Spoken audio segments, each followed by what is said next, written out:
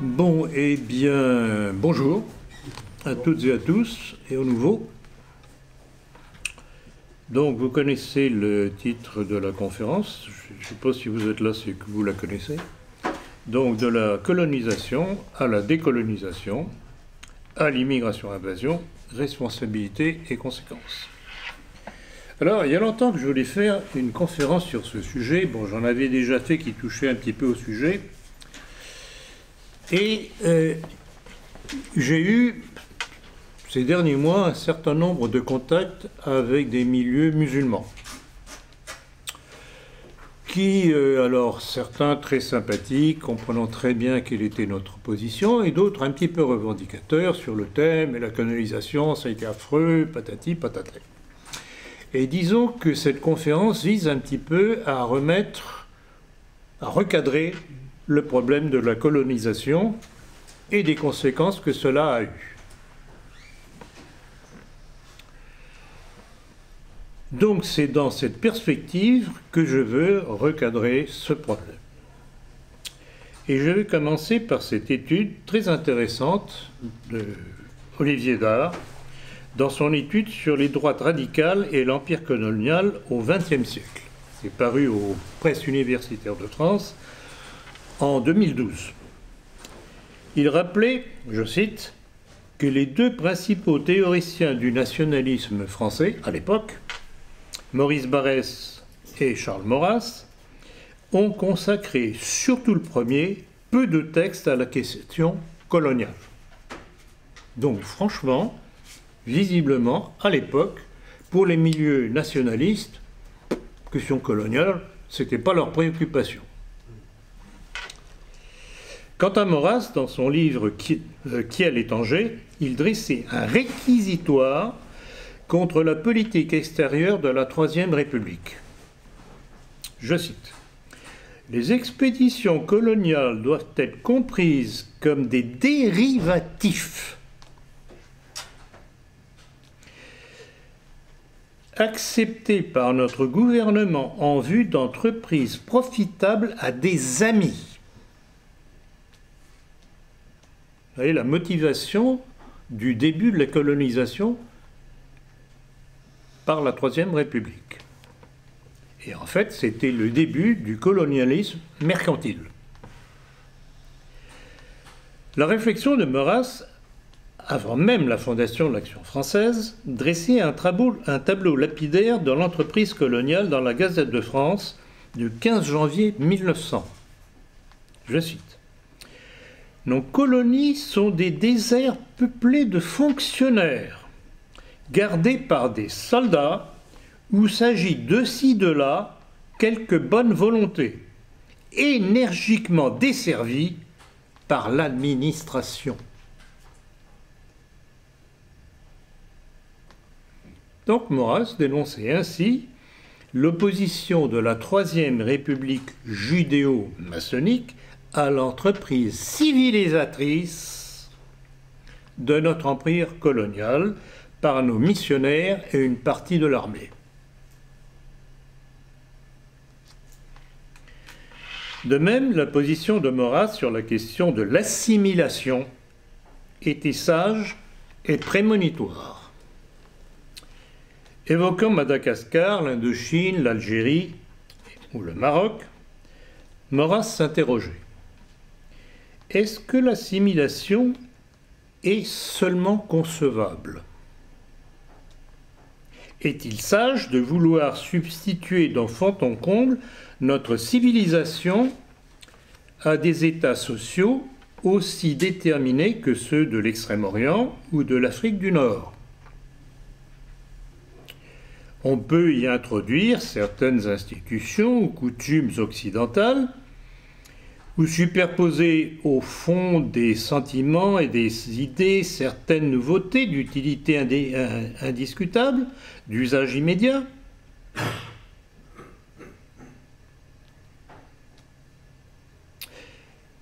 Il comprenait donc, et ça c'est une chose qui m'a toujours fait, je dirais rire, c'était de voir dans les anciens manuels de l'éducation dite nationale, quand on enseignait aux Asiatiques de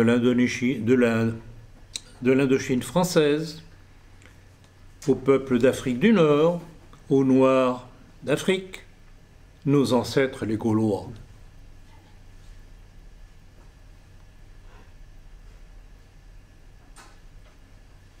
Nos ancêtres les Gaulois. C'est ridicule. C'est ridicule.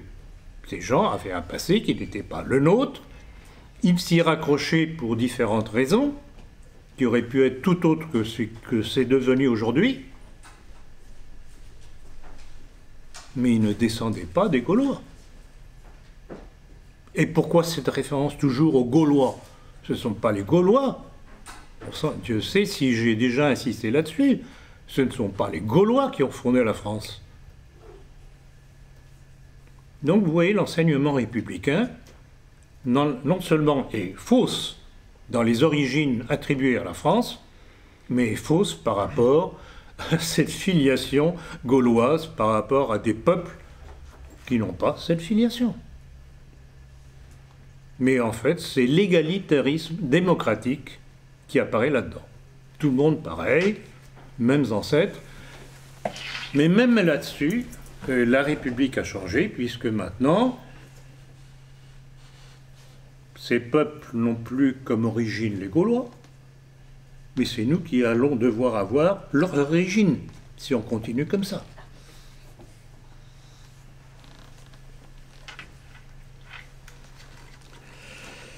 Et Maurras continuait à propos de la Troisième République et à propos de l'Algérie.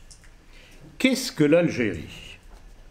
Un pays dans lequel l'élément hispano-italien mêlé à l'élément français se superpose à des éléments indigènes. Toute question de politique s'y complique de plus en plus de questions de nationalité, race, langue, religion. Et Maurras prédisait, écoutez bien, et vous verrez à quel point son analyse colle à ce que nous vivons aujourd'hui. Et on touche aux conséquences. Les querelles d'autonomie risquent et risqueront toujours de se tourner en querelles de sécession. Le séparatisme algérien n'existe pas dans les volontés. Il peut naître des circonstances. Il se forme là un nouveau peuple, d'un nouveau sang, qui peut très bien rester français, mais qui tout aussi bien, si la France fait des sottises, peut passer de l'indifférence à la désaffection et de la désaffection à la haine. N'est-ce pas ce qui s'est passé? Et il poursuivait. Il faut donc que la France sache adopter envers les sentiments, les goûts et les intérêts algériens une politique sage, humaine. Donc c'était là un texte prémonitoire des sottises, je dirais plutôt des crimes, entre autres, dont le meilleur représentant est l'affaire du décret Crémieux, que la République allait faire et qui allait mener à la désaffection, puis à la haine. Donc vous voyez, dans ces quelques lignes, se trouvait résumé par le nationaliste français Maurras le rejet de la colonisation telle que voulue par la Troisième République judéo-maçonnique de Gambetta à Ferry, Crémieux et autres. Quant à Maurice Barrès, autre représentant du nationalisme français de l'époque, il ne parlait même pas de la colonisation. Donc, si je vous fais ce rappel historique de la position du nationalisme français à l'époque, c'est pour vous montrer que l'entreprise coloniale n'a rien à voir avec les milieux nationalistes français. C'est une œuvre commerciale, d'une part, de la part de la République, de la Troisième République, et surtout, c'était de la part de cette République judéo-maçonnique, la volonté de détourner les énergies des jeunes Français de tous les scandales et de toutes les affaires dans lesquelles était mouillée la Troisième République et ses membres. Et il s'agissait, entre autres, de faire oublier non seulement les scandales financiers, mais les affaires Dreyfus, l'affaire des fiches, entre autres. Si vous voulez creuser la question, je vous signale que dans mon livre « L'armée française face à la destruction de la nation », vous avez traité ces affaires-là en détail. À mettre sous les yeux des militaires que vous connaîtriez.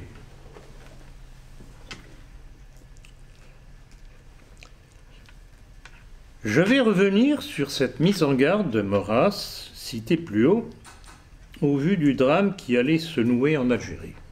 Donc, je reprends sa formule.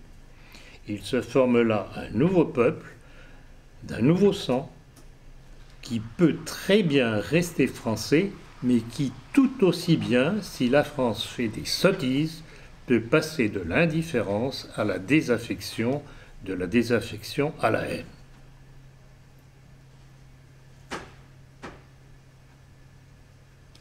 Eh bien, c'est exactement ce que cette Troisième République a fait. Parce que ce n'était pas l'intérêt de la France que cette Troisième République entendait mettre en valeur, mais des intérêts étrangers que cette Troisième République représentait. Et c'est pour ça qu'il me semble, une fois de plus, devoir revenir sur ce que fut l'affaire du décret Grenelle. Pourquoi? Parce que si l'on veut régler les conséquences d'un faux principe, il faut remonter à la cause. Alors, rappelons tout de même pourquoi Charles X a estimé nécessaire de conquérir l'Algérie en 1830. Tout bêtement pour arrêter les razzias des barbaresques sur les côtes de Provence, entre autres.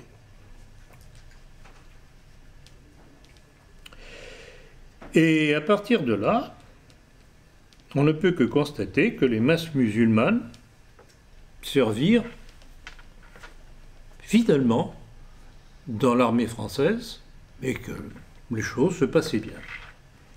Elles se passaient bien dans la mesure où, quand même, nos missionnaires, une partie de l'armée, comme je l'ai signalé tout à l'heure,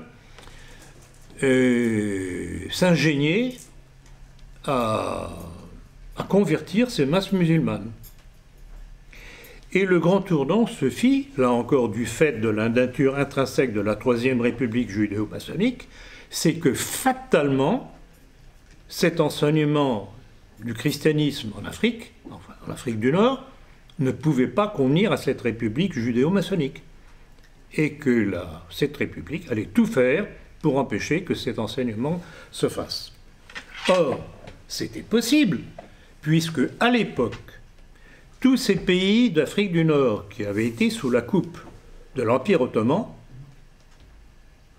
ne l'étaient plus du fait de l'effondrement de l'Empire ottoman. Donc je dirais que sur le plan religieux, c'était une terre vierge qui aurait pu être conquise. Ce qui ne l'a pas été de la faute des représentants de cette République judéo-maçonnique.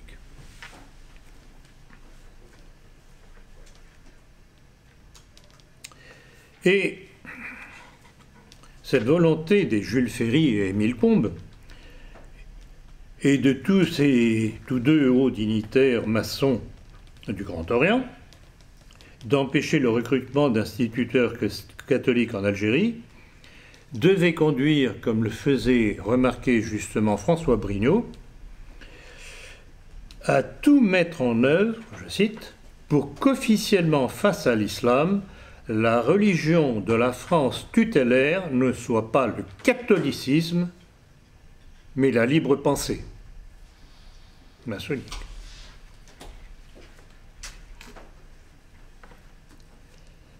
Ainsi, hostile à l'évangélisation qui aurait pu transformer durablement les masses arabes, la France républicaine n'offrait plus, face à l'islam, pourtant affaibli, je le répète, du fait de l'effondrement de l'Empire ottoman, que l'image d'une société sans Dieu. Et aujourd'hui, conséquence des infiltrations modernistes judéo-maçonnique dans l'Église catholique, elle-même est affaiblie, a perdu le sens de sa mission, et l'islam redevient conquérant.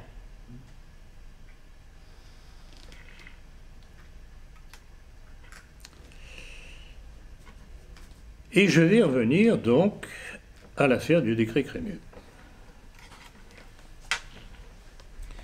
Au lendemain de la défaite de 1870 face à la Prusse, profitant de l'installation de la Troisième République, Adolphe Isaac Crémieux, membre du gouvernement Thiers, président de l'Alliance israélite universelle et franc-maçon, imposait le décret qui porte son nom.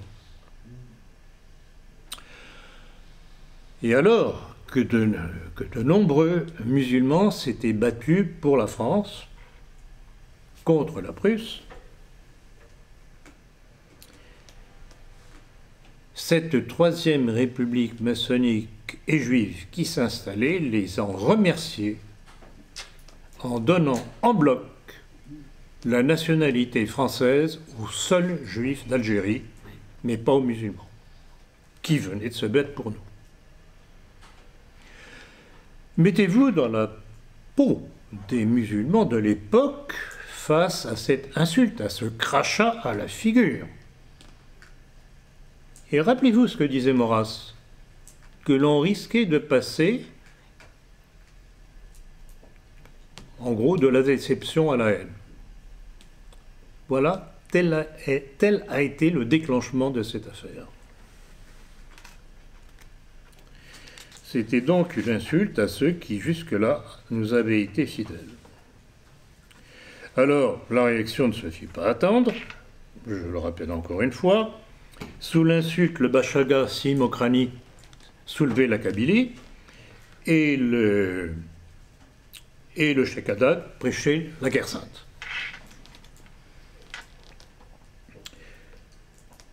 Très rapidement, les représentants officiels de la France en Algérie allaient comprendre ce qui allait se passer.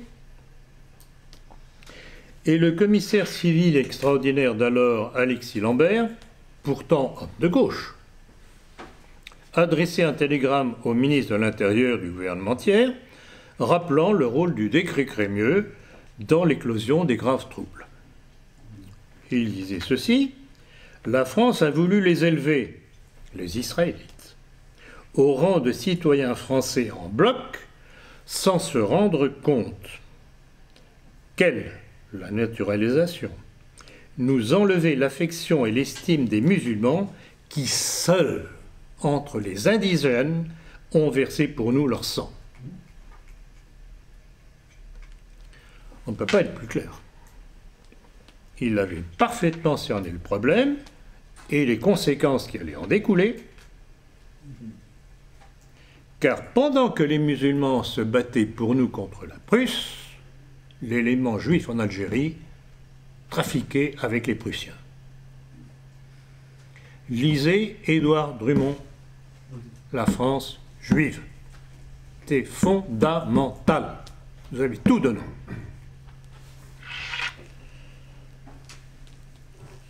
Et de son côté, l'amiral de Guédon, qui était le gouverneur général en Algérie, conscient des conséquences incalculables que cela allait avoir, demandait le 4 juillet 1871 l'abrogation du décret Crémieux et l'obtenait. Oui, mais c'était sans compter avec le poids des Rothschild qui avaient prêter de fortes sommes d'argent au gouvernement tiers qui s'installait. Et Crémieux obtint l'abrogation, enfin la suppression de l'abrogation du décret Crémieux. Et imaginez, l'élément juif en Algérie devenant citoyen français, il pouvait désormais devenir juge et avoir à traiter d'affaires les opposants à des intérêts musulmans. Mettez-vous dans la position de musulman, pas besoin de faire un dessin, je pense. Et donc, voilà comment a émergé cette haine qu'avait prévu Maurras si la France, la République plutôt, faisait des bêtises.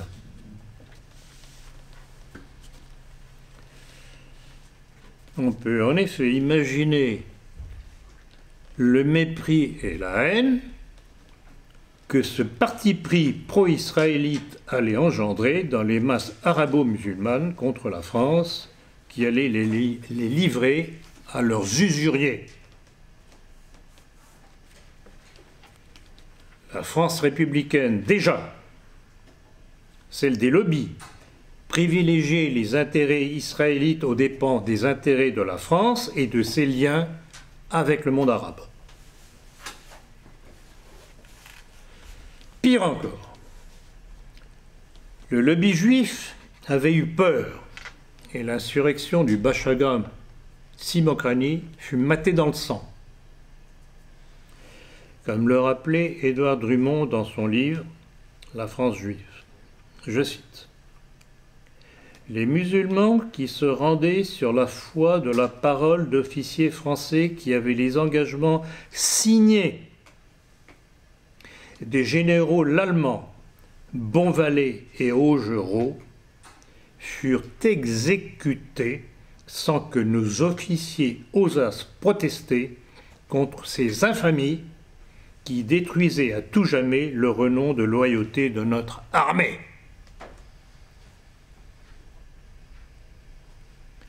Et c'était, note encore Drummond avec dérision, des soldats français, fils de mères chrétiennes, qui furent obligés de se faire tuer pour assurer les droits de citoyens aux usuriers d'Algérie.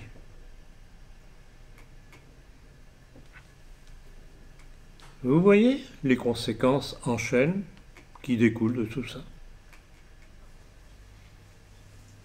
Et Drummond rappelait encore, pas un des députés catholiques qui formaient la majorité ne se leva pour fustiger les responsables du massacre, pour, ne fût-ce qu'à titre posthume, rendre hommage aux musulmans morts pour la France.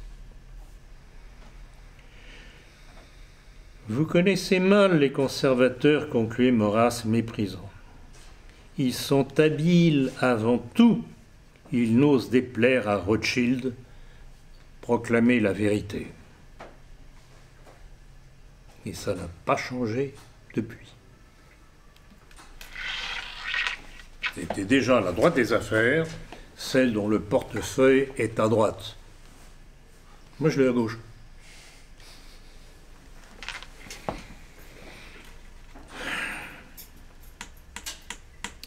Et telle était et toujours la grande peur des bien-pensants dont parlait Georges Bernanos avant que lui-même prenne peur lors de la guerre civile d'Espagne.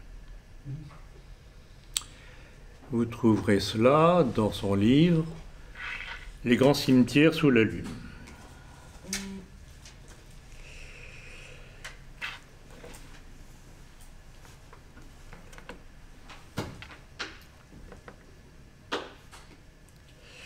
Alors, les choses auraient pu en rester là. La paix avait été vaille que vaille rétablie. Les musulmans restaient fidèles, bon gré mal gré.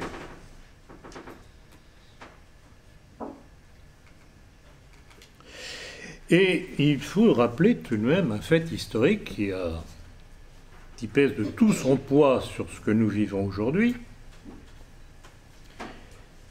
Alors que le gouvernement du maréchal Pétain interdisait le décret Crémieux en même temps que la maçonnerie, que fit un certain Charles de Gaulle arrivant au pouvoir au gouvernement provisoire d'Alger? Il rétablissait le décret Crémieux. Alors, examinons ce fait historique. Le gouvernement du maréchal abroge le décret Crémieux, pas le moindre soulèvement en Afrique du Nord, alors que la France, défaite dans les conditions que vous savez par le Troisième Reich, aurait été incapable d'affronter des insurrections en cascade. L'Afrique du Nord est restée calme. Pourquoi? Tout simplement pour une raison très simple, c'est que par l'abrogation du décret Crémieux, la France, représentée par le régime de Vichy, redonnait leur fierté aux musulmans.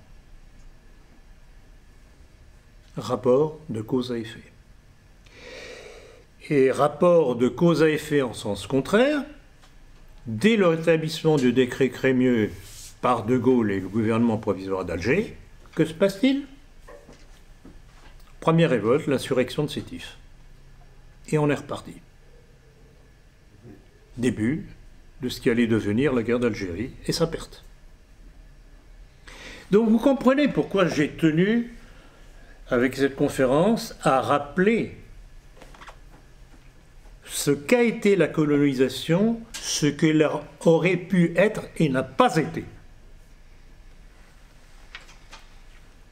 Par la force, par le fait de cet élément judéo-maçonnique qui gouvernait la France et qui gouverne toujours la France.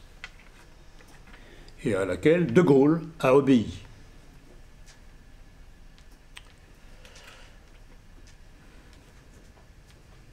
Il faut remarquer aussi que, comme en 1870, avec l'écrasement dans le sang de la révolte du Bachaga Simokrani, l'insurrection de Sétif fut elle aussi matée dans le sang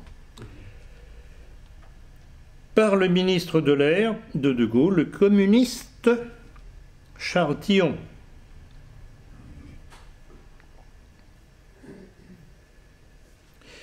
Et on ne peut que constater, comme l'annonçait Maurras justement, c'est que la France républicaine, soumise à ses lobbies,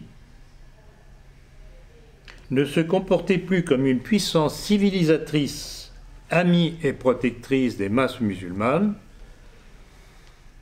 mais comme une puissance occupante, privilégiant les ennemis du monde arabe. Ce sont ces éléments-là qu'il faut retenir quand on parle de l'immigration-invasion et de la haine qui se développe contre nous. Elle est tournée contre nous, bêtement, je dirais, de la part de ces gens, parce qu'ils ne connaissent pas l'histoire, qu'on ne leur a pas enseignée, bien entendu, et ils confondent la République judéo-maçonnique avec la France. Ce n'est pas la même chose. Et de même que Maurras avait mis en garde, rappelez-vous aussi la mise en garde du père Charles de Foucauld, dans sa lettre, que j'ai déjà citée à plusieurs reprises, dans sa lettre à René Bazin du 1er juillet 1916. 1916, dans lequel il disait « Le seul moyen qu'ils deviennent français, parler des masses arabes, c'est qu'ils deviennent chrétiens. Sinon, dans 50 ans, nous serons chassés d'Afrique du Nord. » 1916, l'indépendance de l'Algérie, il y a quelques semaines près, Charles de Foucauld avait prévu. Vous voyez l'importance des principes dans le développement de l'histoire. Une fois qu'un principe, bon ou mauvais, est posé, il découle logiquement pas par un sens de l'histoire, mais logiquement ses conséquences. D'où l'importance de veiller aux principes qui sont lancés dans le public. Alors, je voudrais revenir aussi aux réactions lors de l'insurrection de Sétif, réaction musulmane. Et là encore, je rappelle, tout ça j'en ai parlé dans mon livre « Le nationalisme français », c'est François d'Orcival. J'avoue que j'ai été surpris qu'il sorte ça, parce que François d'Orcival est un monsieur maintenant bien installé, après avoir fait partie de Jeunes Nations de la première époque. Voilà ce que citait François d'Orcival sur le plan historique. C'est dans Valeurs actuelles du 13 mai 2005. Je cite. Le 1er mai 1945, les musulmans à Alger, Oran, Mostaganem, crient « Abat la France, abat les Juifs », tandis que la police tire sur eux. Et d'Orcival rapportait encore que lors des émeutes du 9 et 14 mai, les émeutiers criaient encore « Abat de Gaulle, serviteur de la juiverie, abat Churchill et les Juifs ». Donc vous voyez, finalement, l'élément central, l'élément qui a motivé cette révolte contre la France mal représentée, indûment représentée par la République, tourne autour du problème juif. Vous le supprimez, et il n'y a plus de problème avec les masses musulmanes. C'est aussi simple que cela. Et c'est pour cela que nombre de musulmans prennent contact avec nous, parce qu'ils comprennent comment ils ont été manipulés et sont manipulés. Alors, au lieu de leur cracher à la figure, en général, parce qu'on est excédé de voir toute cette immigration dont on ne veut plus, il faut trier. C'est comme si on disait les catholiques ceci ou les catholiques cela. Entre des catholiques à la François et des catholiques traditionnalistes, il me semble qu'il y a une certaine différence. Eh bien, chez les musulmans aussi, il y a des différences. Alors, de grâce, pas de réaction primaire.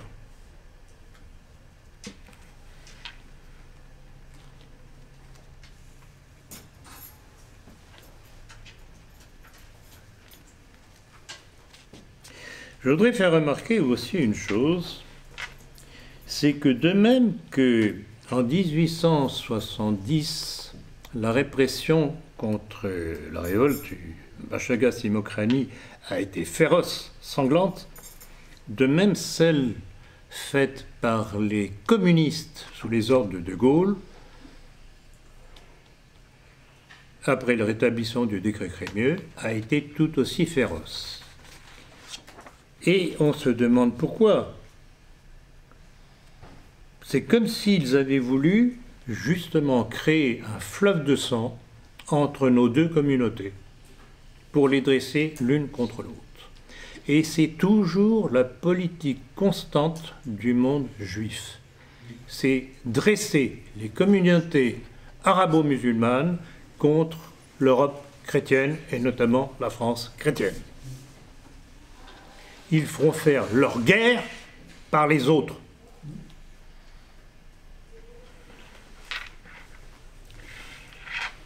Et je voudrais aussi citer cette duplicité de Charles de Gaulle. C'est dans ses mémoires d'espoir, espoir pour lui, pas pour la France, page 60-61, dans lequel il se réjouissait et se vantait comment il avait trompé les Français d'Algérie et l'armée. Je cite. « Si de but en blanc j'affichais mes intentions, une vague de stupeur et de fureur eût fait chavirer le navire. Sans jamais changer de cap, il me faudrait donc manœuvrer. Et c'est comme ça que nous sommes arrivés à la capitulation d'Évian.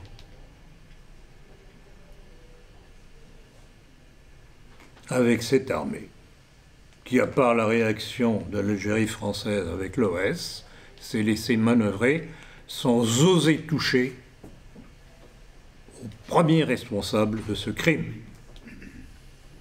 à part le colonel Bastien Thierry, le seul qui savait que c'était l'élément à faire disparaître pour régler le problème et remettre les choses à plat.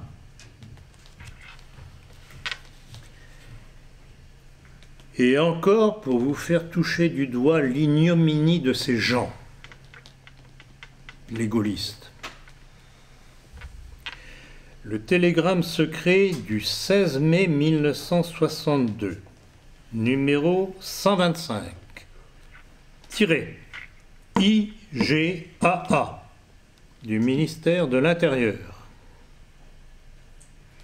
Le ministre d'État Louis Joxe demande au commissariat de rappeler que toutes les initiatives individuelles tendant à l'installation métropole français-musulman sont strictement interdites.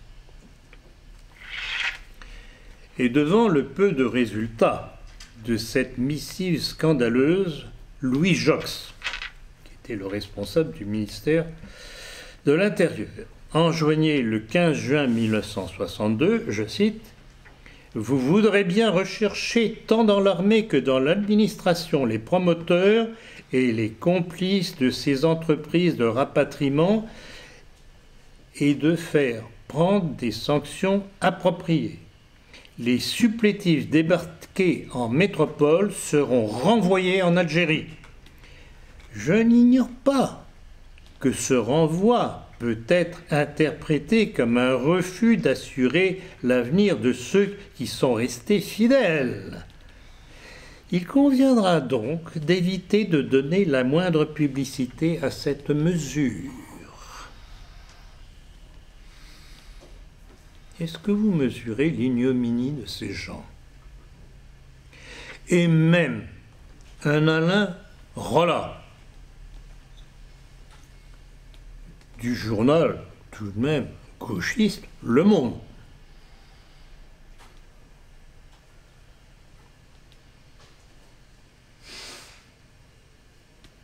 Du 7 août 1991, était écœuré et disait ceci. Dès le mois de juillet 1961, l'armée française commence à désarmer les harkis. Leur désarmement avait été promis au FLN par les autorités françaises. Ils seront exécutés avec leurs femmes et leurs enfants.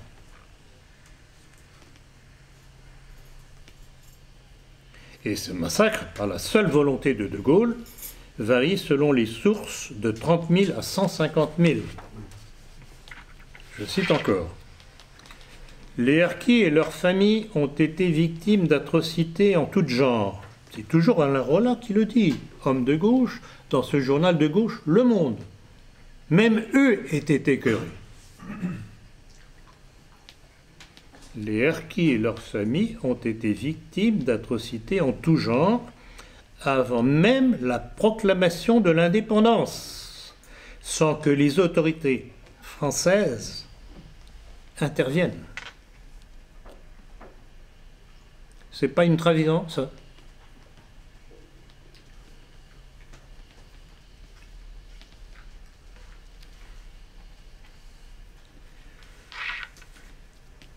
Vous comprendrez que ces rappels permettent de mesurer la trahison d'un Le Pen, qui se dit aujourd'hui seul représentant du gaullisme, alors qu'il prétend avoir combattu pour l'Algérie française. Ce même Le Pen qui, avant même son scandaleux discours d'Argenteuil dont j'ai parlé à l'époque, et avant les présidentielles 2007, prônait une France multiculturelle, multiconfessionnelle. C'est pas du tout la France que nous voulons, nous. La France doit rester la France, ce qui n'empêche pas qu'on puisse s'entendre avec d'autres communautés.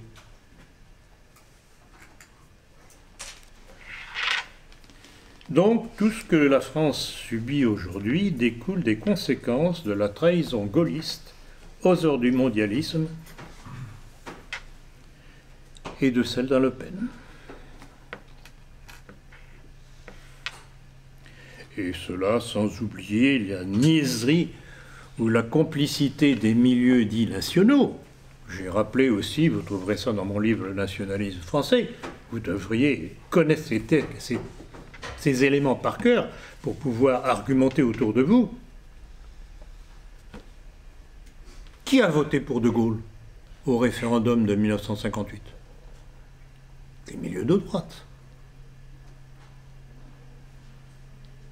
qui n'ont tenu aucun compte du passé de De Gaulle, de ses trahisons successives, de 1916 à ses désertions en Angleterre pour se mettre aux ordres des Anglais, alors que l'armistice n'était pas encore signé, ce qui en fait un déserteur, passible de la peine de mort pour laquelle il a été condamné, d'ailleurs, et signé par le président de la Troisième République, Albert Lebrun. Il n'était pas Pétain.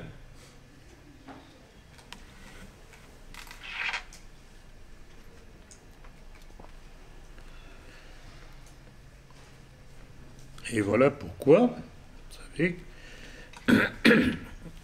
quelle est ma position là-dessus? Il est impérieux de faire le ménage dans cette pseudo-droite dite nationale ou dissidente qui se révèle être complice.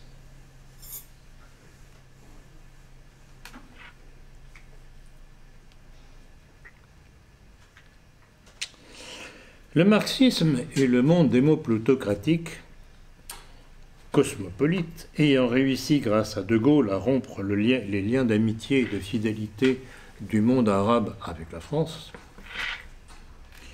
ces mêmes éléments aujourd'hui utilisent les conséquences de la décolonisation au travers de l'immigration-évasion pour poursuivre la tâche de destruction de notre pays.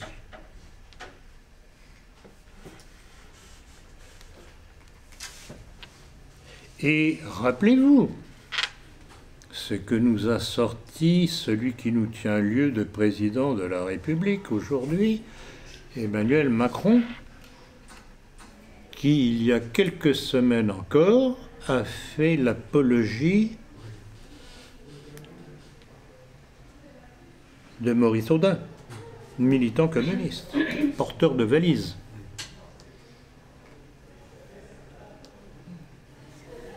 Telles sont leurs valeurs de la République, les traite à la France.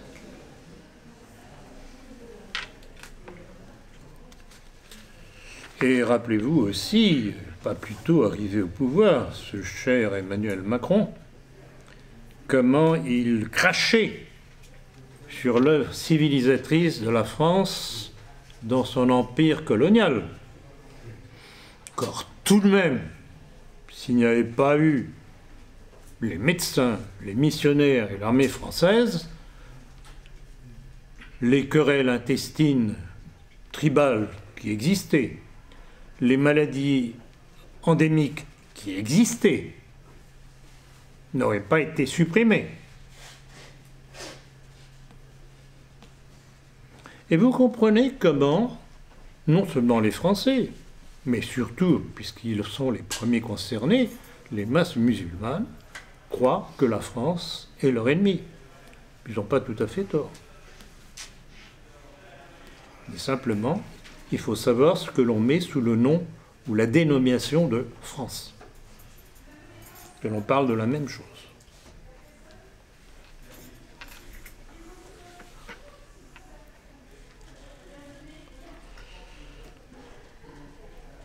Petit rappel en ce qui concerne l'immigration-invasion. Rappelez-vous la responsabilité des Chirac et Giscard dans cette politique pour complaire au patronat français à courte vue qui voulait avoir une main-d'œuvre bon marché, au départ, puisque par la suite, grâce aux syndicats marxistes, qui allaient vite apprendre aux musulmans quels étaient leurs droits, cette main-d'œuvre a cessé d'être bon marché. Et c'est comme ça qu'a commencé l'invasion. Et avec, encore une fois, grâce aux Chirac et Giscard, le regroupement familial.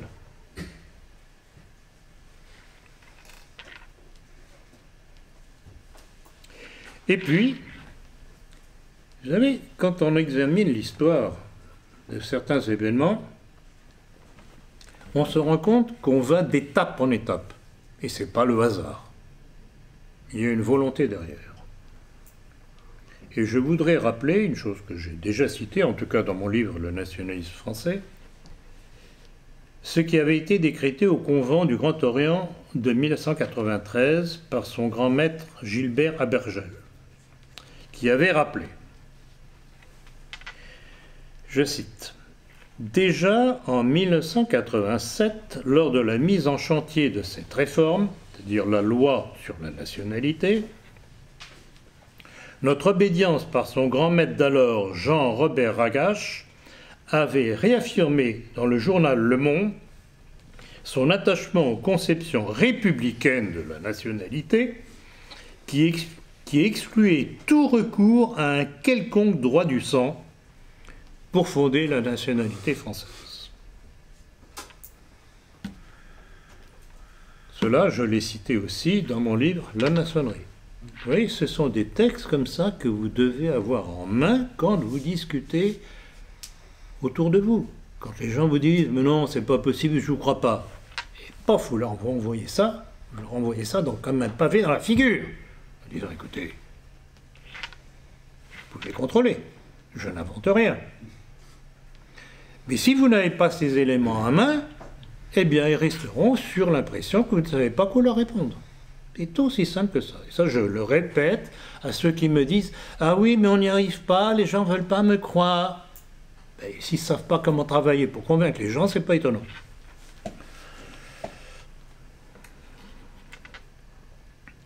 Je voudrais souligner à ce propos que le grand maître du Grand Orient, Jean-Robert Ragache, était un grand ami de Jean Mabire, collaborateur de National Hebdo, aujourd'hui disparu, ex-organe du Front National. Alors étonnez-vous après cela des déviations du Front National, quand on a de pareils compères dans les rangs. Donc, il est évident que le problème de l'acquisition de la nationalité française a été mal posé, je dirais volontairement mal posé. Hier avec les Israélites en Algérie, aujourd'hui avec les masses musulmanes en France. Le facteur pervers est la naturalisation en bloc, alors qu'elle ne devrait être qu'individuelle en fonction des mérites de chaque candidat. Donner la nationalité française aujourd'hui aux masses musulmanes, c'est revenir exactement au même cas de figure que l'octroi de la nationalité française en bloc aux Juifs d'Algérie par le décret Crémieux. C'est la même démarche dans le même but de destruction.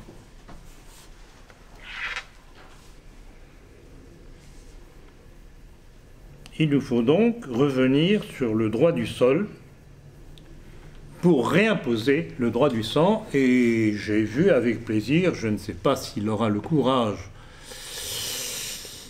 d'aller jusqu'au bout de ses intentions, mais j'ai vu avec plaisir que Laurent Wauquiez avait évoqué la nécessité de revenir au droit du sang. Oui. C'est la démarche première, nécessaire.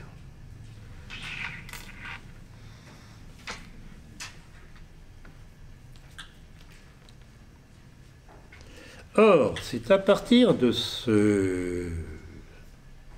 cette volonté du Grand Orient de France que j'ai citée, d'imposer le droit du sol au détriment du droit du sang, qu'allait se greffer l'action d'un certain Nicolas Sarkozy.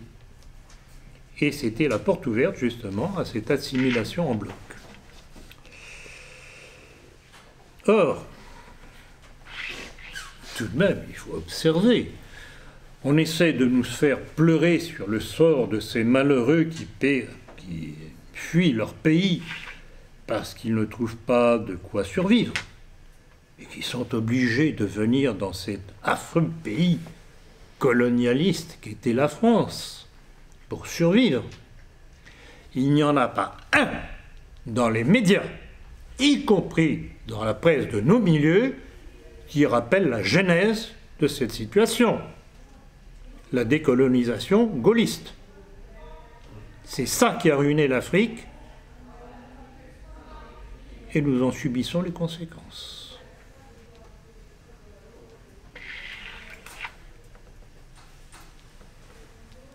Et regardez ce travail, étape par étape, cette volonté qui se développe. Ce qu'affirmait Nicolas Sarkozy, vous savez, je l'ai tellement répété, vous devez le savoir, petit-fils d'un rabbin sioniste de Salonique, par sa mère, Némala. Il disait ceci au congrès de l'UMP le 4 janvier 2007.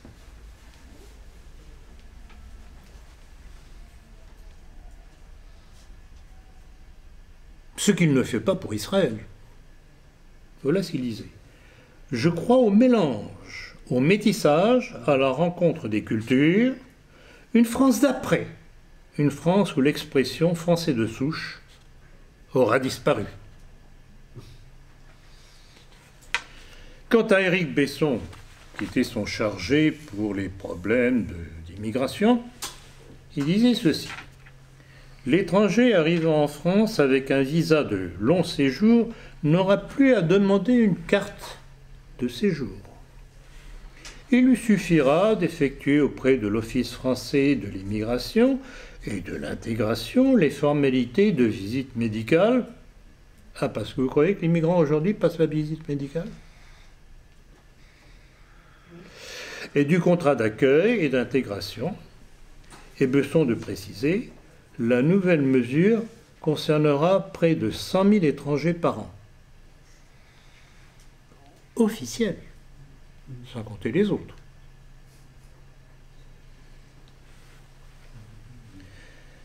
Et déjà à l'époque, avec 104 827 titres de séjour longue durée accordés entre le 1er janvier et le 31 juillet, 104 827. 1er janvier, 31 juillet. Donc une demi-année. Multiplié par 2, ça fait combien?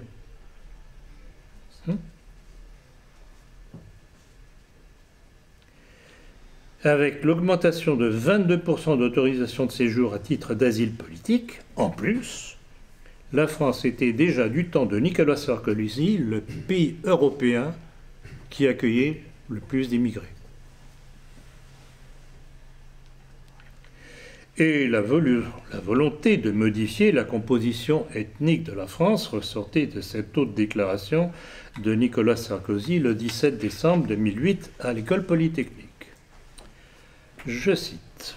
« L'universalisme de la France, j'estime qu'il n'est peut-être pas très bien placé pour en parler, lui, est basé sur le métissage. Et il entendait que soit réservé à la rentrée 2010 30% de places issues de l'immigration. Sans concours?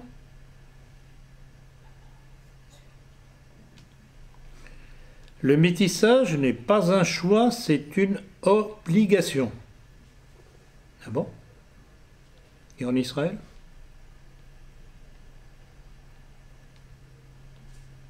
Nous devons changer et on va se mettre des obligations de résultat.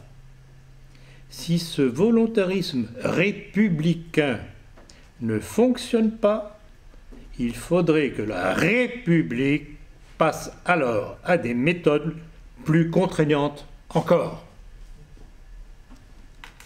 Mais c'est magnifique, ça.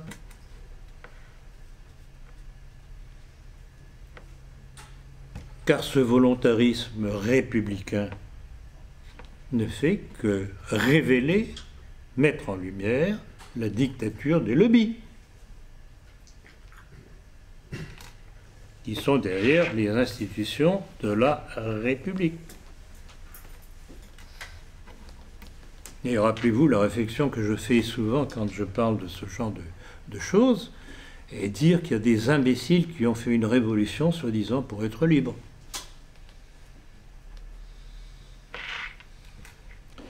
Quant à Éric Besson, il confirmait encore cette volonté de changer la substance de la France.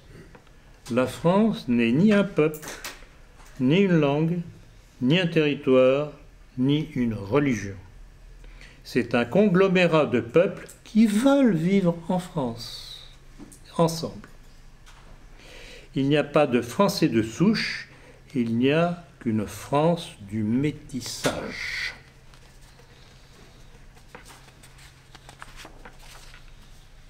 Telle est la volonté de destruction physique de la France de Nicolas Sarkozy, qui avait déclaré à Philippe de Villiers être, je cite, être totalement insensible à la France, à son histoire, son terroir, ses paysages, ses traditions. Ce qui n'a pas empêché le vicomte de Villiers de devenir membre du comité de liaison de la majorité présidentielle de Sarkozy. Vraiment, cette famille de Villiers réserve bien des surprises. Du vicomte au général, nous sommes gâtés.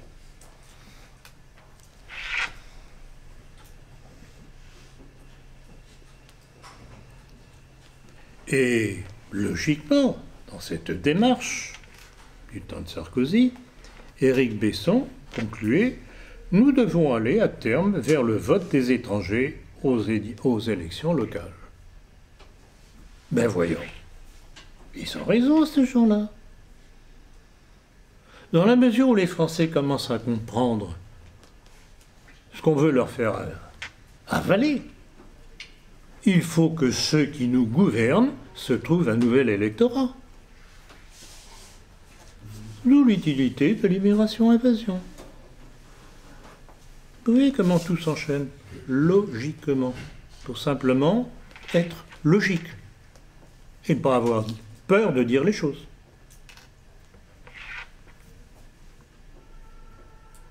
Et regardez la filiation avec Emmanuel Macron, ex-associé de la banque Rothschild. Je dis bien associé. Ce n'est pas le petit fonctionnaire derrière le guichet. Associé. Ce qui veut dire qu'il avait lui-même une fortune personnelle qui faisait qu'un Rothschild pouvait l'accepter. Est-ce que vous réfléchissez? Ce qu'on ne retrouve pas dans la déclaration des biens de M. Macron.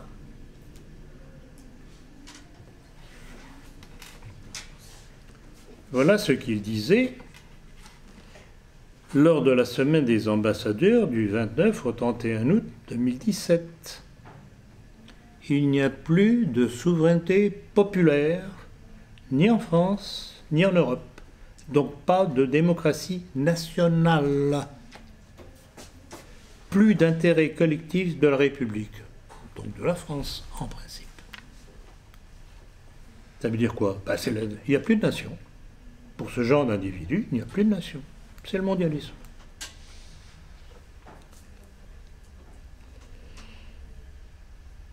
Et décrivant leur nouvelle mission à nos ambassadeurs, ils leur enjoignaient qu'ils ne devaient plus défendre les valeurs de leur pays, c'est-à-dire de la France, mais trouver des opportunités d'agir au nom du Léviathan européen. Bon, j'ai déjà cité ça, je vais certainement le réciter encore, parce que c'est ça qui permet à ceux qui n'ont rien compris d'éventuellement comprendre ce qu'on leur veut. Et rappelez-vous encore cette déclaration de Macron hystérique au Parlement européen le 17 avril 2018 contre ceux qui le critiquaient. Vous ne voulez pas de l'Europe? Vous aurez plus d'Europe.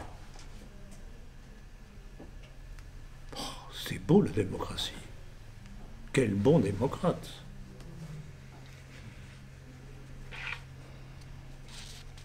Donc c'était en fait la confirmation de la haine de la nation qui l'habite, je dirais, comme tout juif, à part quelques exceptions, sauf en ce qui concerne Israël. Rappelez-vous ma formule que j'ai déjà citée. Toutes les nations doivent disparaître sauf une. Tous les peuples doivent disparaître sauf un. Toutes les religions doivent disparaître sauf une. On est là. Donc ce qu'il recommande pour nos pays européens, et en ce qui nous concerne, nous, la France, c'est valable pour nous, c'est pas valable pour eux en Israël. Est-ce que vous ne croyez pas qu'on serait tenté de leur dire, ben écoutez, d'accord, mais allez dire ça chez vous, en Israël, allez, retour au bercail, on ne veut plus de vous.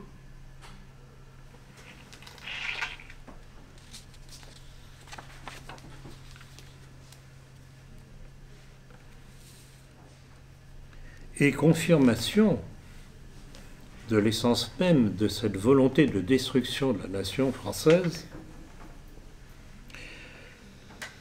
alors que tant de problèmes assaillent les Français aujourd'hui, quelle a été l'une des dernières déclarations d'Emmanuel Macron? Sinon sa volonté de combattre l'antisémitisme. L'État luttera sans faiblesse contre l'antisémitisme qui porte atteinte à la République. La République, pas la France. Tous les républicains doivent le combattre parce que c'est cela qui fait chuter la République. Alors il faut tout de même mettre de la France un petit peu. La France ne renoncera jamais aux Juifs. Bon, alors ils sont bien gentils, tous ces gens qui nous disent qu'il faut lutter contre l'antisémitisme. Et si on se posait la question, mais comment se fait-il qu'à travers les âges, tous les peuples, à un moment donné, se sont révoltés contre les Juifs? On va peut-être se poser la question. Pour régler un problème, il faut remonter à la cause. Et rappelez-vous ce que j'ai cité aussi à de nombreuses reprises, cette déclaration que je connais quasiment par cœur de Bernard Lazare, un juif tout de même honnête, là encore, qui faisait remarquer si de tout temps, toutes les époques, sous des régimes différents, des religions différentes, le peuple juif a eu des problèmes, c'est que les causes premières de l'antisémitisme résident dans le peuple juif lui-même. C'est là le fond du problème. Alors lutter contre l'antisémitisme, on est tout à fait d'accord. Mais remontons à la cause.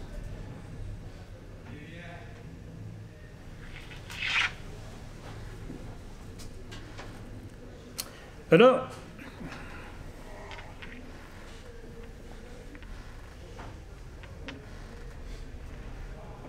quand Macron dénonce la pourriture nationaliste parce qu'il est offusqué de voir toutes ces réactions nationalistes ou en marche vers le nationalisme en Europe, dont Orban en Hongrie, dont Salvini en Italie, dont Kurz en Autriche, un peu moins net là-dessus, ou ailleurs, et même en France. Ce qu'il appelle la pourriture nationaliste, qui le dérange, eh bien, nous, nationalistes, on lui renvoie le mot pourriture quand on le voit se faire tachibouler par deux noirs torse nu en le regardant, heureux, pâmé. Et c'est ça qui représente la France aujourd'hui. Et regardez cette bourgeoisie française des modérés, qui ne dit rien. Et l'Église de France. Sauf Monseigneur Aupetit, dont j'ai cité une réaction ce matin dans l'entretien, qui relève un petit peu l'étendard. Donc vous voyez cette pourriture installée au sommet de l'État, avec tous ces échelons de commandement pour nous détruire, se servant des masses musulmanes pour accélérer le processus.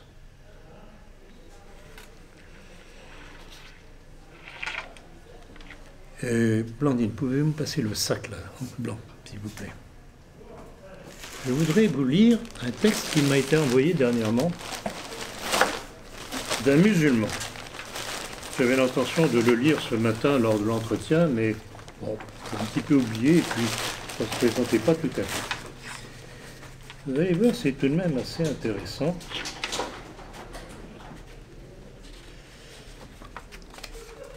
Et qui nous permet de saisir qu'il ne faut pas mettre tout le monde dans le même panier.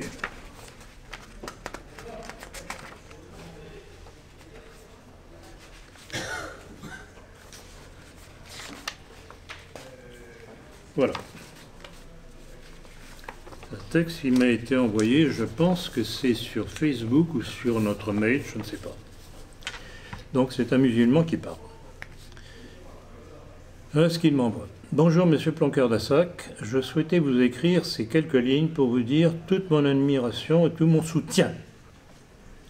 Les musulmans de France prennent conscience de servir de balai au judaïsme contre la chrétienté.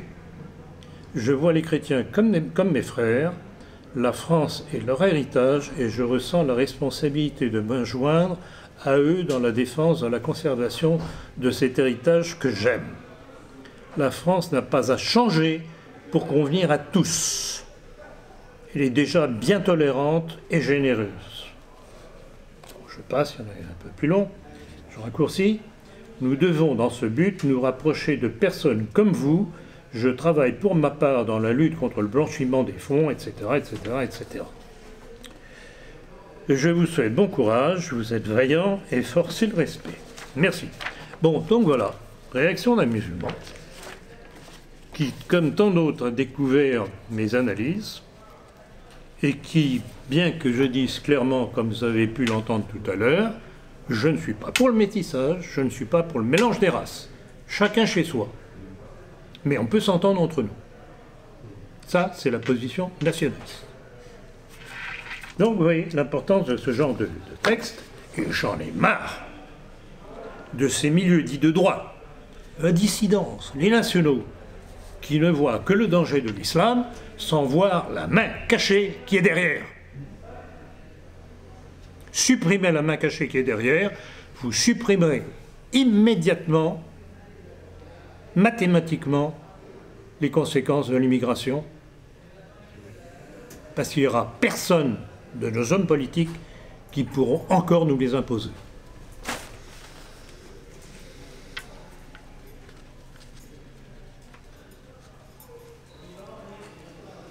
Donc, on se comprenne bien. Et il est évident que la France, à différentes époques, même anciennes, ont accueilli différentes immigrations. Les barbares, dont nous sommes en partie issus, ne serait-ce que par les Francs. Puis à l'époque moderne, des Italiens, des Espagnols, des Portugais. Et puis aussi des musulmans. Je connais des musulmans, personnellement, amicalement.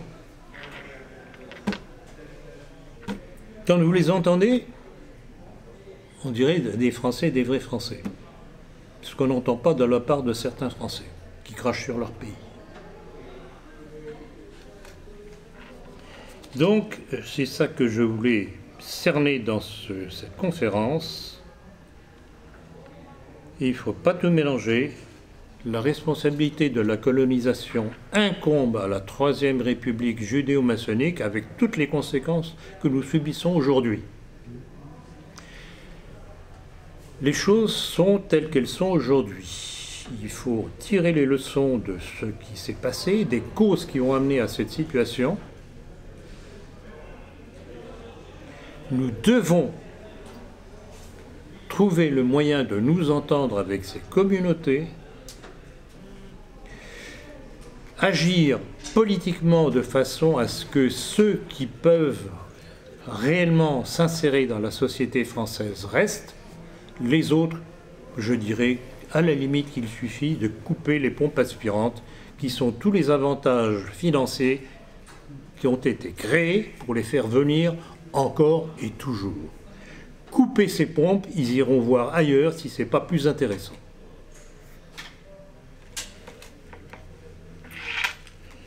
Et pour vous montrer encore une fois un élément de plus qui montre à quel point certaines élites musulmanes comprennent. C'est une citation que j'ai trouvée à l'époque, ça date du 5 février 1992, dans le quotidien Le Soir de Bruxelles. C'était du vice-ministre de la Culture iranienne, je le cite dans Le Nationalisme français, qui proposait une alliance au Vatican pour lutter contre l'athéisme. Et les raisons qu'il invoquait pour cette recherche d'alliance étaient intéressantes, et elle est toujours valable aujourd'hui, puisqu'il disait qu'en instaurant le nouvel ordre mondial, les forces de l'arrogance mondialiste agissent avec détermination pour éliminer la mentalité religieuse. Donc vous voyez, les élites musulmanes commencent à comprendre. Pourquoi croyez-vous que le monde occidental, judéo-maçonnique, avec Israël, font la guerre à l'Iran et à la Syrie? Parce que ce sont des entités musulmanes qui protègent les minorités chrétiennes, entre autres, et qui, évidemment, sont un barrage aux vieux rêves messianiques juifs du grand Israël. Donc, vous voyez, si je vous rappelle tous ces éléments, c'est pas simplement pour vous, parce que vous connaissez déjà pour beaucoup d'entre vous toute mon argumentation là-dessus, mais pour d'autres qui vont me découvrir probablement à l'occasion de cette conférence sur Internet. Il ne faut pas mettre tous les éléments du monde musulman dans le même sac. Il y en a certains, et il y en a beaucoup, et de plus en plus, qui comprennent qu'il faut trouver les moyens de s'entendre. Et longtemps ne peut être possible. Et ça a été l'erreur voulue de la Troisième République judéo-maçonnique. Ce n'est pas en faisant artificiellement des citoyens français avec eux qu'on réglera ce problème, mais par une coopération avec des intérêts communs, compatibles, complémentaires. Ce n'est que comme ça qu'on y arrivera. Et cela implique le retour de la France en Afrique, comme ailleurs. Non pas comme conquérant, mais comme une force d'apport, de protection en même temps, parce qu'ils en ont besoin. Aujourd'hui, ils se tournent vers qui?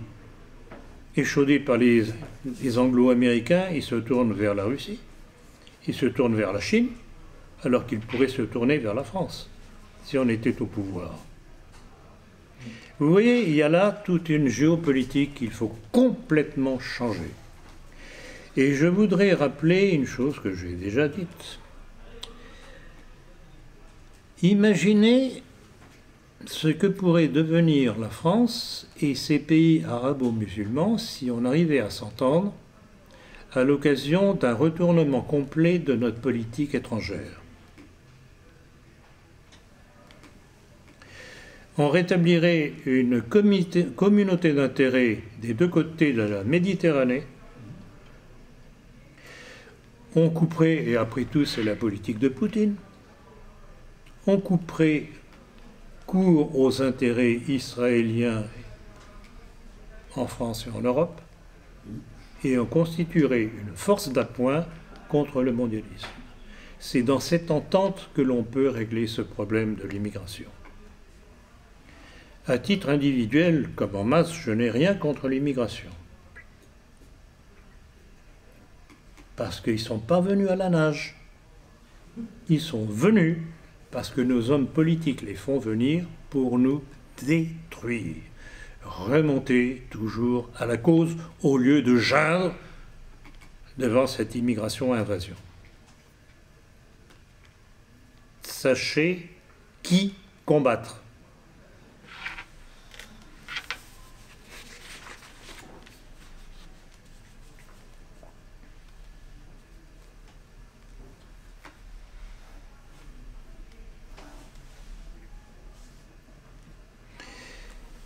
Je crois que le meilleur exemple de cette politique que l'on pourrait faire, nous, à titre national, est l'exemple que nous donne Vladimir Poutine. Car après tout, il s'est trouvé confronté au même genre de problème, avec ces républiques islamistes au sud de la Fédération de Russie. En fait, on ne peut pas éradiquer le monde musulman. Il est là. Simplement, il faut retourner sa force contre le monde juif qui l'utilise contre nous. Je l'ai déjà dit, je le répète, c'est la technique du judo que Poutine a parfaitement intégrée, retourner la force de l'adversaire contre lui pour le faire tomber.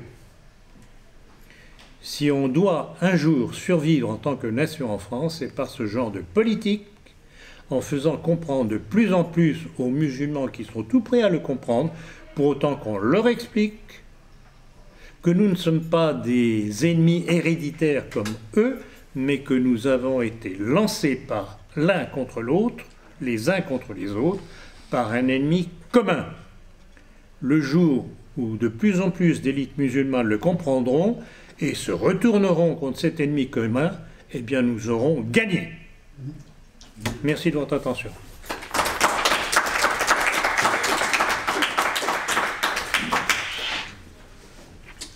Des questions? Je suis à votre disposition.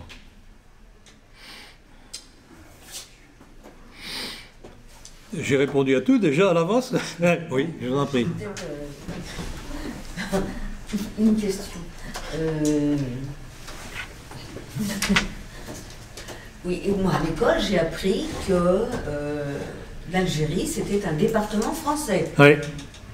Quel était le statut des Arabes à ce moment-là? Ils n'étaient pas français? Mais ils n'étaient pas. Non. Avant le décret crémieux, les deux communautés étaient à plat. C'était la même chose, ils n'étaient pas citoyens français. À partir de Crémieux, les Juifs sont devenus citoyens français, pas les musulmans. C'est dans les textes, j'ai les textes du décret Crémieux. Oui, mais je l'ai vu. Alors, étonnez-vous de réaction après. Rappelez-vous ce que j'ai cité au début de la position de ce qu'avertissait Maurras. On est passé de la méfiance au désintérêt à la haine. Je ne me rappelle plus les textes, les termes exactement, je vais les retrouver parce que tout est là. Tout était annoncé. Si la France fait des sottises, on peut passer de l'indifférence à la désaffection, de la désaffection à la haine. On en est là. Donc, c'est ça, j'ai voulu démonter ce processus par cette conférence. Moi, je pense qu'il y a de plus en plus de musulmans qui comprennent, mais c'est les gens de droite. Oui. Moi, je vois autour de moi, ils ne comprennent rien. Mais bien entendu. Avec Zemmour. Ils ne comprennent rien. Moi, les seuls avec qui je peux parler, enfin, comme des musulmans, et toute classe sociale confondue. Et quoi? Et toute classe sociale confondue. On peut parler de ça avec des gens du peuple et avec des gens plus bourgeois. Là. Mais les catholiques, les chrétiens, les gens de droite... Ils ne comprennent pas. Oui. Ça... Mais oui, Zemmour. Ils sont dans Zemmour et ils ont peur de l'arabe. Oui, bien entendu, mais c'est primaire. C'est absolument primaire. Bien sûr, il y a des raisons, moi, mais ils sont quand même... Oui. Mais c'est ça qui est extraordinaire, j'y ai fait allusion tout à l'heure. Et ça vient aussi de l'éducation nationale. Et de l'Église. Oui, et on peut et pas de parler l'Église. De ce que vous dites, parce que la Shoah, l'enseignement de la Seconde Guerre mondiale, entendu. ça, on ne peut pas passer. La culpabilisation. Culpabilisation. Et on retrouve d'ailleurs cette démarche du côté du monde anglo-saxon. Et certains sont parfois surpris de voir à quel point le monde anglo-saxon est pro-israélien. Mais c'est le biblisme. que j'ai dénoncé à plusieurs reprises, c'est le biblisme. Ils croient que leur mission en tant que protestants a un but de biblisme et de défendre Israël. Tout aussi simple que ça. Mais vous confirmez ce que moi-même je constate par les contacts que j'ai, il y a effectivement des Français qui ne veulent rien comprendre, parce qu'ils sont manipulés à l'éducation dite nationale, ils sont manipulés par cette fausse charité chrétienne. Hein, on pleure mes enfants. Ah, pleurons mes enfants à leur misère, etc. Mais leur misère, qu'est-ce qui a amené leur misère, sinon la décolonisation de Gaulle? Tout est là. Mais ça, qui le rappelle, y compris dans nos milieux? Hein? Donc, ça me fait plaisir de voir que vous avez le même genre de constatation. Il y a des musulmans qui comprennent mieux que des catholiques. Mais c'est invraisemblable. Oui, mais ils n'ont pas la barrière de la Shoah, de la Seconde Guerre mondiale. Écoutez, vous êtes française, je suis français, vous êtes français. On le comprend. Il y a les intelligents que nous sommes, bien sûr, et il y a les crétins qu'ils sont. Que voulez-vous que je vous dise?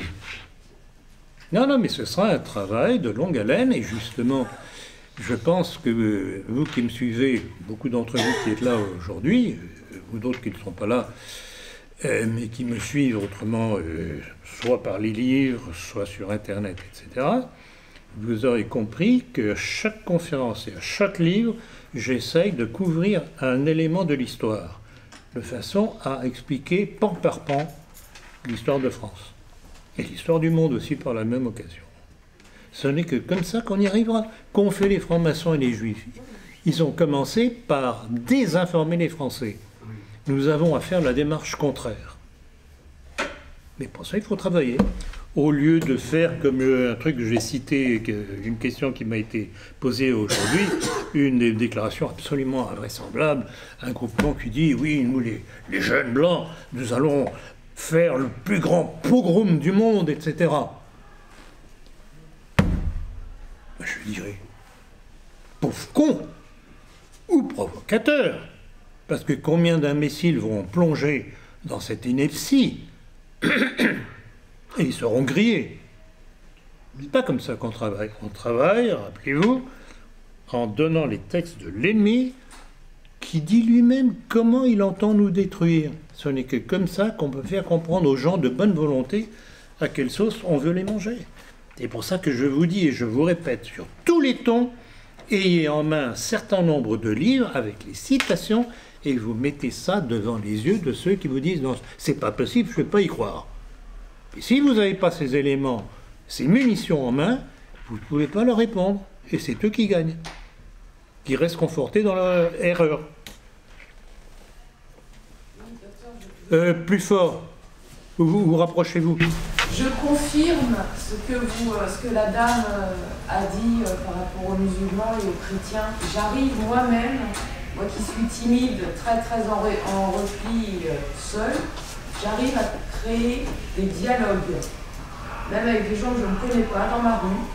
Donc maintenant j'ai des arguments, je les ai soit en tête, soit enregistrés ou dans un cahier. Je me promène toujours avec un cahier, quelque chose. Et j'arrive à créer des liens, c'est une sorte de fraternité, et de plus en plus, docteur. Je peux même le confirmer tous les jours. Non, mais c'est bien, vos deux témoignages, il y en a d'autres, tout ce que je reçois, ça confirme cette démarche, c'est évident. Je donne le soutien chez des cours particuliers à des enfants de primaire, dans des familles musulmanes de mon quartier. Eh bien, nous avons une conversation, il y a de l'amitié qui s'est installée, et on peut échanger même sur le plan religieux. Il y a beaucoup plus de points communs avec le Coran, le Saint-Coran, la Sainte Bible, et alors tous les textes du judaïsme sont évidemment... Là, j'ai des preuves, je leur montre des choses, il y a du concret. Non, mais c'est évident, c'est évident. Il faut retourner la force de l'ennemi contre lui-même. En troisième position, il y a toujours l'autre communauté qui est en retrait. toujours. Quitte à changer de trottoir. Bah oui, bah, évidemment. Évidemment. Je confirme, hein, c'est du vécu. Pas loin d'ici. Vous confirmez toutes les deux ce que je constate tous les jours, tous les jours, tous les jours et de plus en plus. Et je voulais juste rajouter par rapport aussi au... Vous parliez des mouvements identitaires, là, les gens qui veulent... Oui. Bon. Ouais, bah, la plupart des mouvements identitaires sont sionistes. J'ai parlé dernièrement, notamment dans le dernier entretien du mois dernier, j'en ai reparlé ce matin encore, cette entreprise de charme de Steve Bannon, qui vient en Europe. Et alors, il a créé en Belgique, au travers d'un de ses... Le mouvement. de Movement, l'un de ses affidés, un certain Modrikanen, je ne sais pas si je prononce bien le nom, juif, donc un mouvement qui s'appelle The Movement, qui a pour mission de rassembler tous les mouvements identitaires d'Europe, parce que sionistes. Et dans l'article 3 que j'ai cité ce matin lors de l'entretien, il est bien spécifié, alors c'est tout à fait remarquable, acceptable. Sauf qu'on arrive à la fin, il faut protéger Israël. Ben voyons. Donc, vous les petits blancs, vous les bons petits catholiques, battez-vous pour Israël. C'est du Zemmour tout craché. Alors, Oui. je vous précise que Éric Zemmour, dans son dernier livre, avait mentionné le décret Crémieux sans mentionner qu'il était juif, bien entendu. Adolphe Isaac. Et qu'est-ce qu'il en tirait du décret Je ne sais Crémieux? pas, je ne peux pas vous dire plus. Mais Hervé Ryssen avait noté cela. Il a fait une analyse très, très équilibrée. Il aime bien le personnage par certains côtés. Qui aime bien le personnage? Ryssen. Mais Il aime le personnage de Zemmour. Certains propos de Zemmour, oui. Mais il critique beaucoup ce qu'il ne dit pas. Alors. Ouais. Oui. Alors là, bon, je laisse la responsabilité à Harrison de ce qu'il croit. Je crois qu'il n'a pas tout à fait tout compris.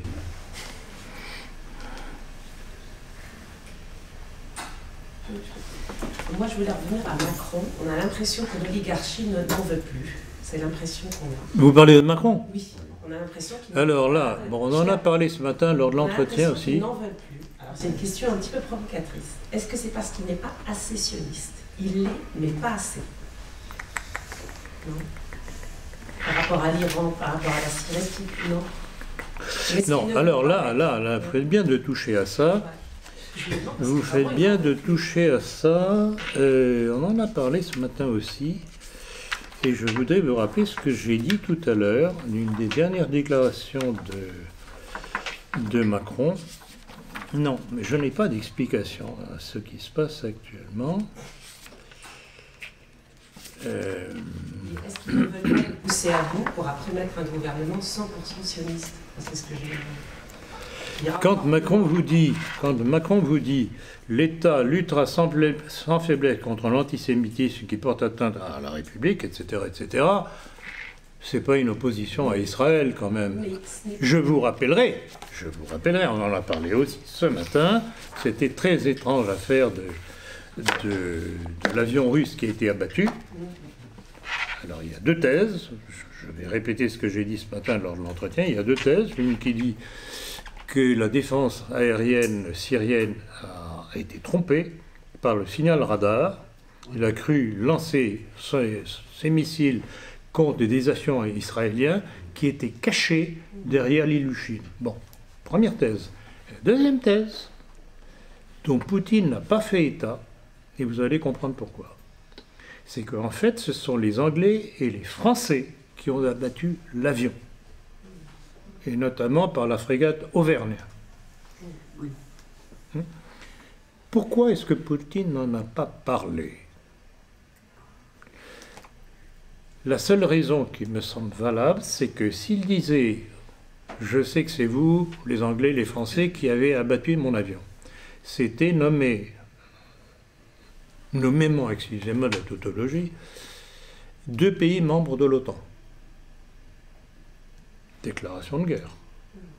Bon. De toute façon, abattre un avion russe de la part des Anglais et des Français, c'est une déclaration de guerre. Mais Poutine ne veut pas rentrer dans le jeu, il ne veut pas rentrer dans la... Donc, qu'est-ce qu'il dit? Comment réagit-il? Il dit, c'est Israël. Ça revient au même. Puisque les Anglais et les Français, en faisant ça, obéissaient au mot d'ordre juif. Donc, vous voyez la subtilité de Poutine. Je sais très bien que vous l'avez fait. Je ne vais pas le dire, parce que vous n'attendez que ça. Mais je renvoie au véritable responsable de cette action, auquel vous avez obéi. Mais on sent quand même qu'il n'en veut plus. Alors, Il l'a fait disparaître. Alors oui, il y a effectivement, c'est une question, et je dirais humblement, je n'ai pas vraiment de réponse.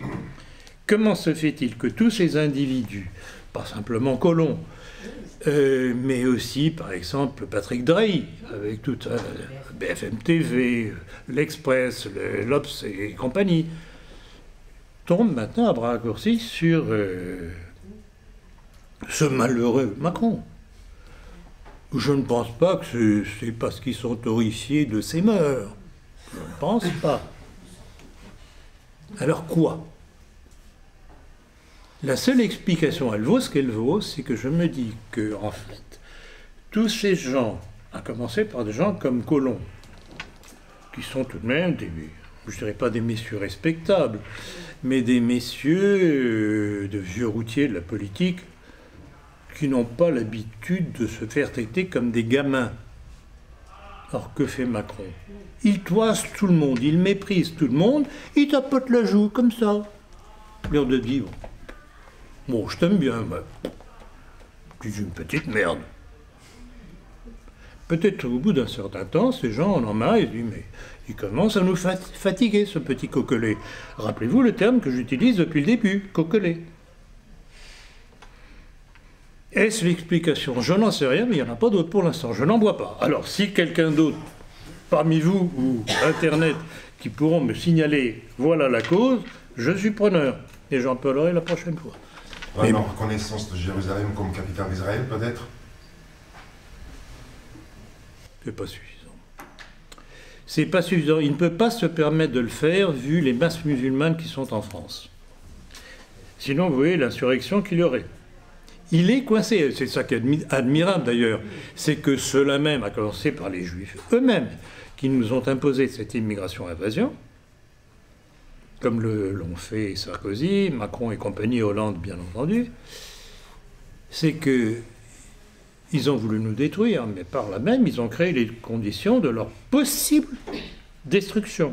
Et ça, ils n'aiment pas. Et c'est pour ça qu'un Zemmour est utile, de façon à utiliser les bons petits cathos pour faire la guerre à leur place. Ce qui est rassurant, c'est que toute la jeune génération de 14-25 ans est constamment sur Internet. Oui, tout à fait. Dès qu'ils trouvent quelque chose de foireux... Ah, tout à fait, mais écoutez, vous ne pouvez pas savoir les munitions que je reçois tous les jours, y compris par Facebook. C'est fabuleux. Quelque chose de foireux dans l'enseignement de la République laïque, notamment un gamin m'en parlait il y a 15 jours, il me disait, puisque tous les Français attendaient la Révolution, pourquoi y a-t-il eu 8 ans de terreur derrière? Et je lui ai juste répondu, fais confiance en toi. Aie confiance en toi, continue tes recherches, tu vas trouver. Oui, tout à fait. Il avait les tout à fait. Tout à fait. Enfin, ah non, mais ça, incontestablement, il se passe quelque chose. Et là encore, c'est une chose que je faisais remarquer ce matin lors de l'entretien. Bon, il y a une réaction qui n'est pas complètement aboutie encore en Europe. Il commence à y avoir un ras-le-bol des peuples qui commencent à comprendre ce qui leur arrive, ce qu'on leur en veut. Alors, c'est mal défini encore. C'est comme une réaction épidermique. Ils commencent à se gratter, mais ils ne savent pas encore d'où viennent les démangeaisons. Ça viendra, surtout si on leur explique.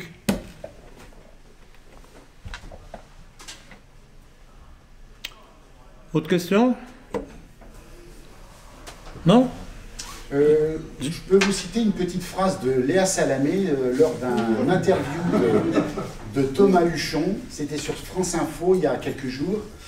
Elle a posé la question suivante: en quoi les réinformateurs constituent un danger pour la démocratie? D'où la loi sur les fake news. D'où la loi sur les fake news. Ça semble naturel pour elle, mais c'est complètement absurde. Mais bien entendu. Les auditeurs vont finir par reconnecter certains... Rappelez-vous une formule que j'ai souvent citée, que je répète encore une fois, dans vos discussions avec les gens qui ne vous croient pas, votre première préoccupation doit être de les faire douter de l'information. Sur le thème « on vous ment, vous ne vous rendez pas compte à quel point vous êtes manipulé ». Faire douter, à partir de là, vous, encore une fois, vous présentez des textes, les textes de l'ennemi qui expliquent ce qu'il veut faire. Il n'y a pas d'autre solution. C'est ce qui vous met le plus à l'abri des poursuites. Certains s'étonnent que je n'ai pas encore été poursuivi, à part cette espèce de fou de l'esquin, pour avoir dévoilé ses positions républicaines. Mais touchons du bois. Pour l'instant, je ne suis pas poursuivi, je pense, c'est parce que je n'insulte jamais l'ennemi. Donc la 17e chambre n'a pas matière à. Par contre, si je disais un tel est un salaud et ceci, ça, là, je passe automatiquement à la moulinette. Mais si je donne un texte en disant voilà, monsieur un tel, telle date a dit ceci. Ah oui, ah bon. Et alors? Imparable. Donc, je dis et je répète à toute cette bande de crétins qui, sur les ondes, se défoulent, cessez de vous défouler. D'abord, c'est pratique quand on a les pieds dans ses chaussons. Formez-vous et formez autour de vous. Ce n'est que comme ça qu'on y arrivera. À moins que l'un ou l'autre ne décide de revolvériser tel ou tel homme politique, ça accélérerait peut-être un petit peu le processus. C'est une hypothèse.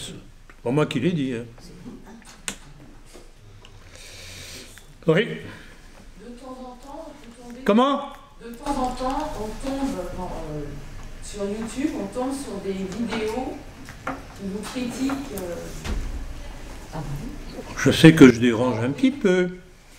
Voilà. Et pas là où on croirait. Je dérange dans nos milieux. Oui, énormément. Et là, justement, Nos milieux. Hein. j'en ai une sous les yeux. Bonjour à tous. Aujourd'hui, nous nous retrouvons avec une courte vidéo humoristique sur Philippe Ploncart-Dassac et certaines de ses approximations et contradictions doctrinales. Oui, bien sûr.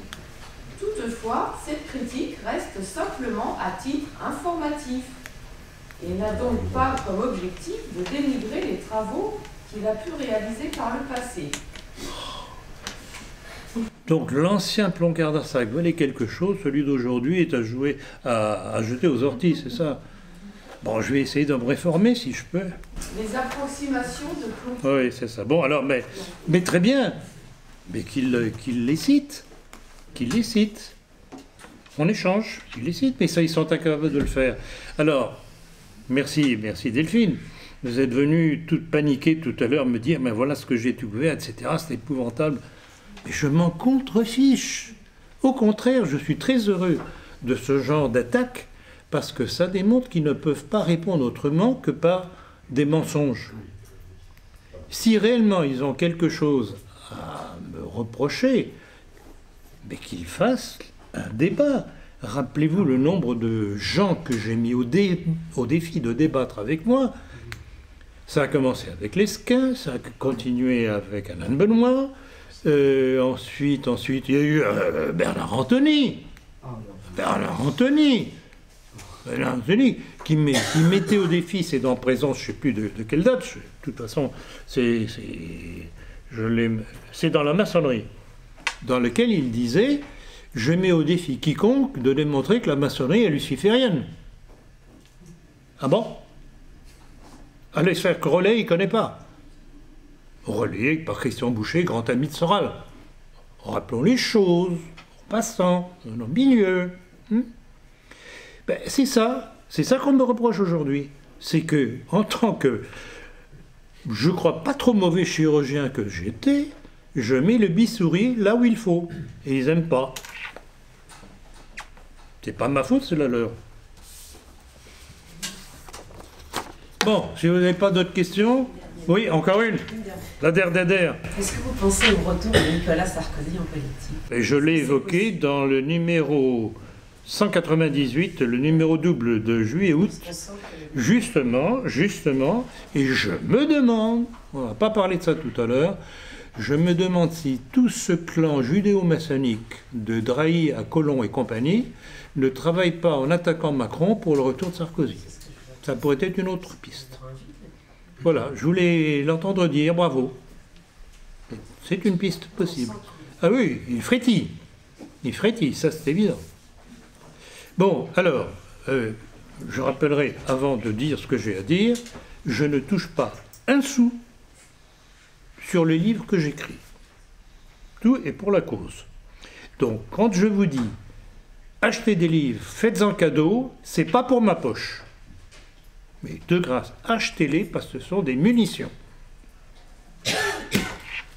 Bon, action.